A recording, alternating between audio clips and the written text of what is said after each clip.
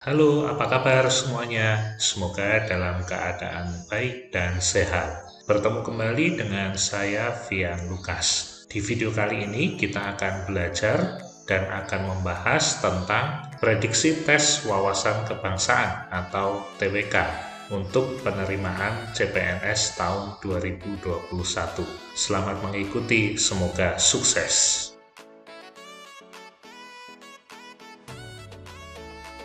Berdasarkan wujud dan bentuknya, tata hukum di Indonesia terdiri atas hukum tertulis dan hukum tidak tertulis. Berikut contoh hukum tertulis, kecuali A. Hukum pidana, B. Hukum perdata, C. Hukum adat, D. Hukum dagang, atau E. Hukum tata usaha. Hukum tertulis adalah hukum yang dicantumkan dalam bentuk peraturan perundang-undangan.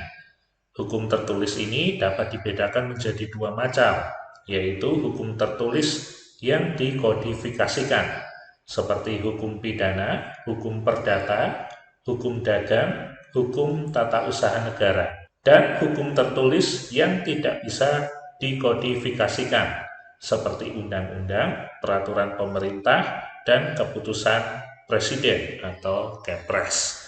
Jadi untuk soal nomor ini jawabannya adalah tentu saja yang C, kecuali hukum adat. Hukum perdata adalah hukum yang mengatur hubungan antara orang yang satu dengan orang yang lain dengan menitikberatkan kepada kepentingan perseorangan. Ciri-ciri hukum perdata adalah sebagai berikut, kecuali A. Mengatur hubungan antara anggota masyarakat dengan negara yang mengatur tata tertib masyarakatnya. B. Mengatur hubungan antara orang yang satu dengan orang yang lain. C. Mengatur hukum keluarga, hukum harta kekayaan, dan hukum waris. D.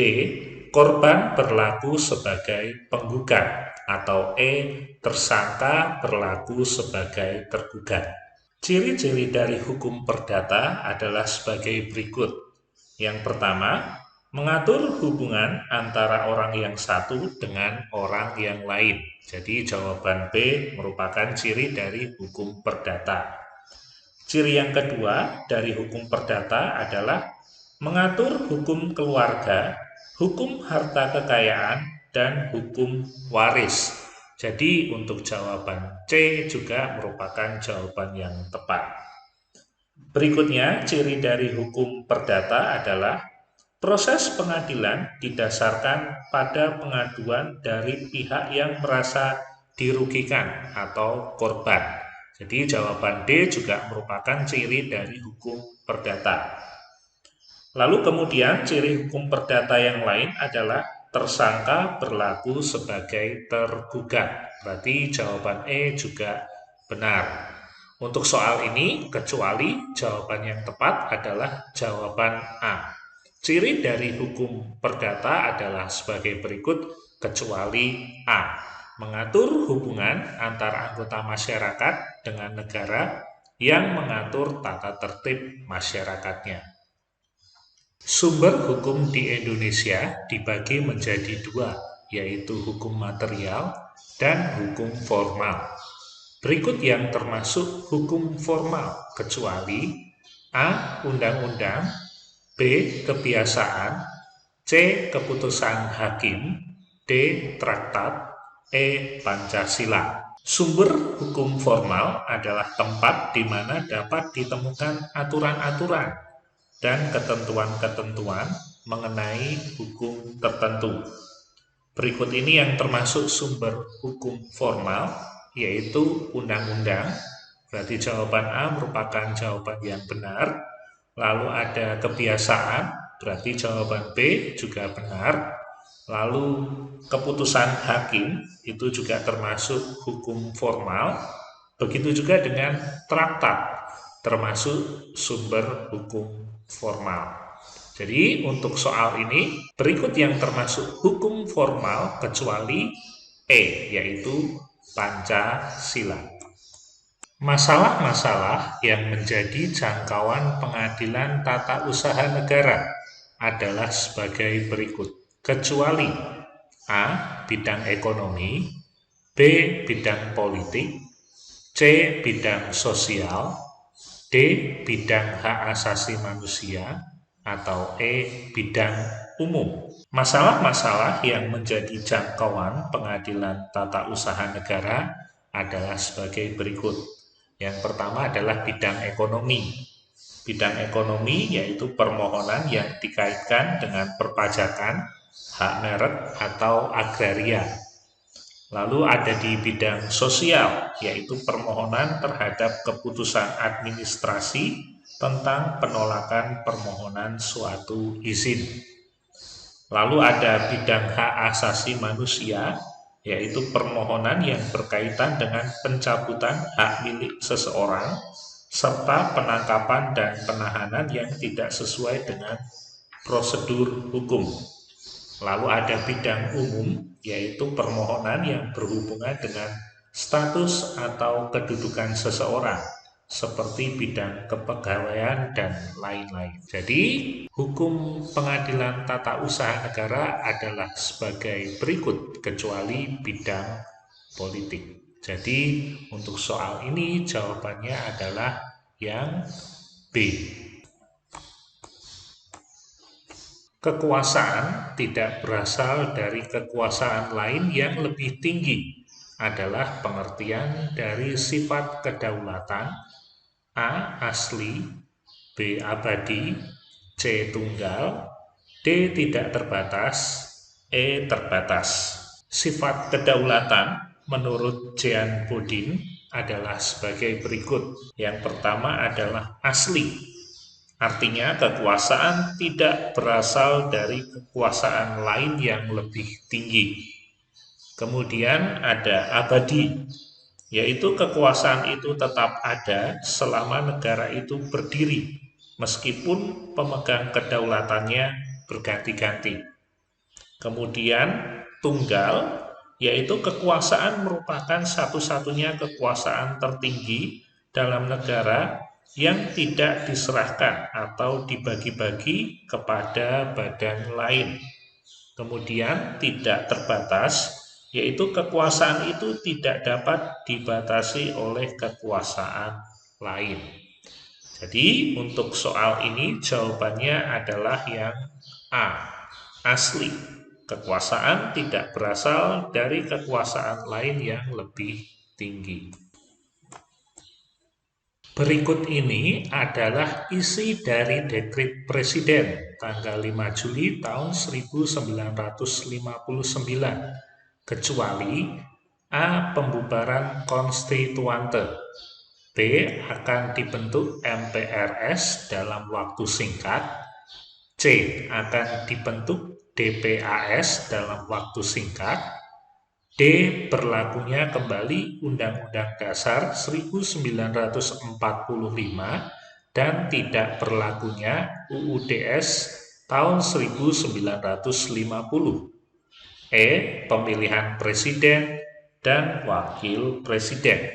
Isi dari Dekret Presiden tanggal 5 Juli tahun 1959 adalah sebagai berikut.